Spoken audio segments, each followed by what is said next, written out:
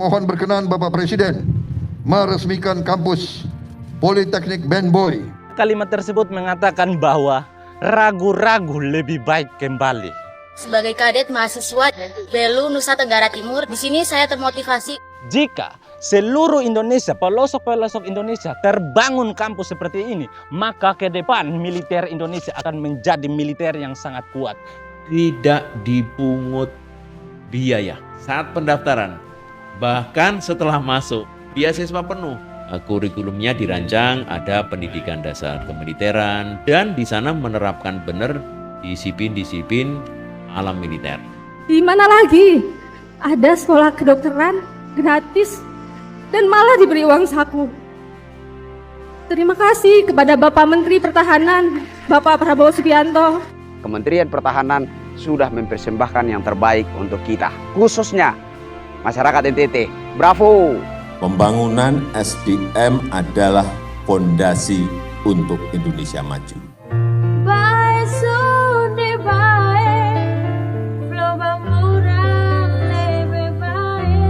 Mohon berkenan Bapak Presiden meresmikan kampus Politeknik Ben Boy sebagai kampus pertama di Kabupaten Belu yang diharapkan melahirkan generasi muda di wilayah perbatasan yang siap membangun masa depan lebih baik, generasi yang akan membangun dan membanggakan keluarga dan bangsa, generasi yang akan siap membuka gerbang Indonesia maju. Dengan mengucap Bismillahirrahmanirrahim, dengan nama Tuhan yang Maha Pengasih lagi Maha Penyayang, Kampus Politeknik Dr. Aloysius Benedictus Boy MPH saya resmikan sore hari ini. Beta lagi bersama dengan Abang Krisyanto Yenoni. Orang dua lagi di posisi yang cukup strategis, di mana Pak Saudara semua kalau lihat itu di sana Unhan. Kalau di sana ada bendungan Roti Klot. Pak Prabowo ada di sana, Pak Jokowi ada di sana, Pak Saudara semua.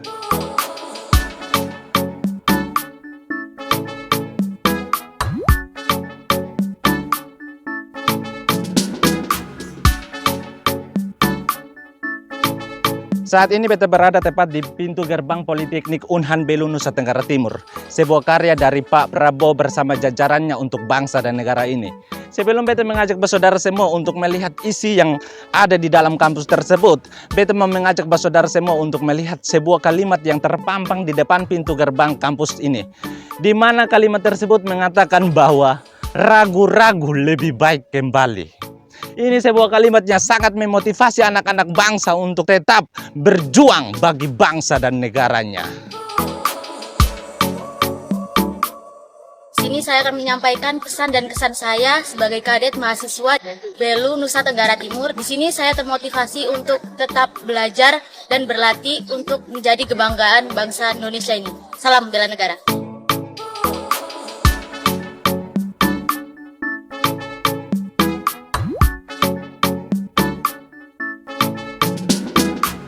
Untuk saudara semua yang mungkin belum tahu tentang kampus Politeknik Ben Boy Unhan Belu Nusa Tenggara Timur ini, beta mau kasih tahu pada saudara semua bahwa kampus ini sangat unik.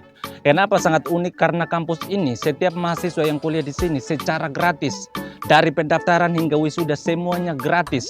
Bukan cuman itu, tapi setiap mahasiswa dorang punya kebutuhan hidup di dalam kampus ini ditanggung.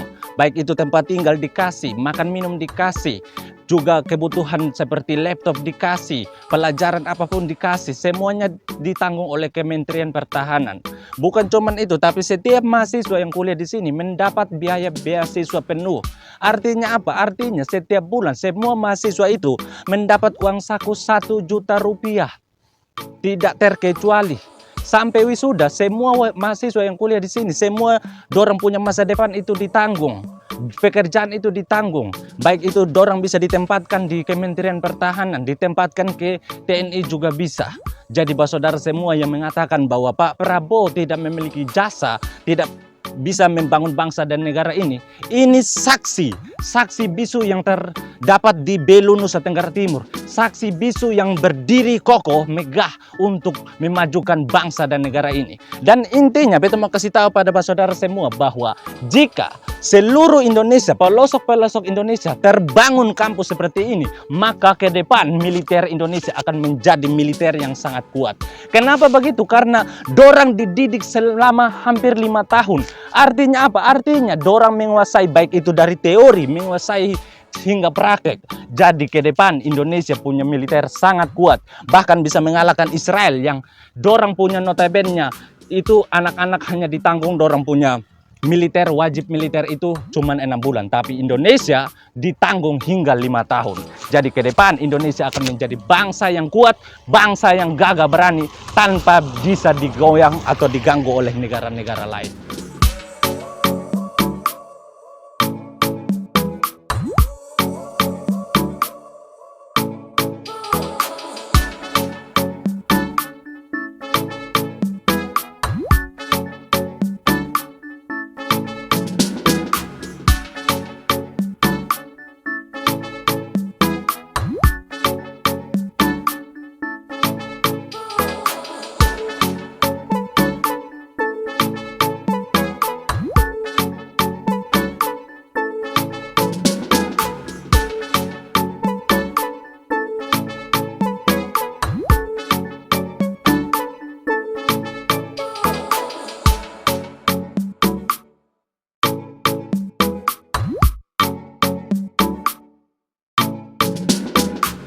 Kenapa S1 itu kemudian prodinya ditambah militer, kemudian S2 ada pertahanan, begitu pula S3? Karena memang kadet mahasiswa memang dididik, dilatih, dipersiapkan untuk disiplin ilmunya tidak hanya pada masa damai. Untuk itulah kenapa kemudian kurikulumnya dirancang ada pendidikan dasar kemiliteran dan di sana menerapkan benar disiplin-disiplin alam militer, tetapi bukan militerisme. Dan saya pikir adik-adik generasi muda, khususnya adik-adik SMA, IPA, ini maaf nih yang IPS nih, IPA, kemudian yang sekolah kejuruan atau SMK, ini supaya mempersiapkan diri. Yang jelas kita membuka 7 program studi, masing-masing prodi itu 25 orang. Persyaratannya sebagaimana memasuki mahasiswa baru di perguruan tinggi yang lain. Hanya di samping TOEFL dan TPA itu juga sebelumnya ada persyaratan administrasi yang itu dilakukan secara online. Nanti di website Universitas Pertahanan Republik Indonesia www.idu.ac.id, nanti silakan bisa dibuka di situ. Kemudian tidak hanya itu saja, nanti inilah yang menjadi tambahan tesnya. Ada tes kesehatan, kemudian psikologi, dan diakhiri dengan tes wawancara. Nah, itu dilaksanakan secara offline di Belu. Dan satu lagi, ini yang paling penting ini, adik-adik SMA maupun SMK kejuruan. Tidak dipungut biaya saat pendaftaran. Bahkan setelah masuk, beasiswa penuh. Kalau penuh itu mendapat uang saku 1 bulan 1 juta, makannya disiapkan, asramanya disiapkan. Langsung dimasukkan ke rekeningnya uang saku per bulan 1 juta. Sejak kecil saya bermimpi ingin menjadi dokter. Tetapi apakah hal itu mungkin bisa terjadi? Terpikir betapa mahalnya biaya pendidikan kedokteran itu membuat hati saya ciut tak bernyali. Saya tidak mungkin membebani orang tua saya. Papa saya bekerja sebagai tukang ojek dan memiliki 7 orang anak. Mama saya yang bekerja sebagai pedagang kecil di sekolah. Saya paham akan hal itu. Namun saya masih memiliki satu harapan. Saya mengejar beasiswa afirmasi daerah dari Papua. Namun pada tahun itu terjadi pandemi COVID-19. Harapan saya seolah hancur. Hati saya merasa sedih. Secerca harapan muncul, di mana Unhan RI membuka program S1 dengan status beasiswa penuh. Saya tergerak untuk mendaftar, walaupun selama seleksi tersebut saya harus meminjam laptop kepala sekolah. Setiap hari saya berdoa, semoga Tuhan mengabulkan cita-cita saya untuk tercapai.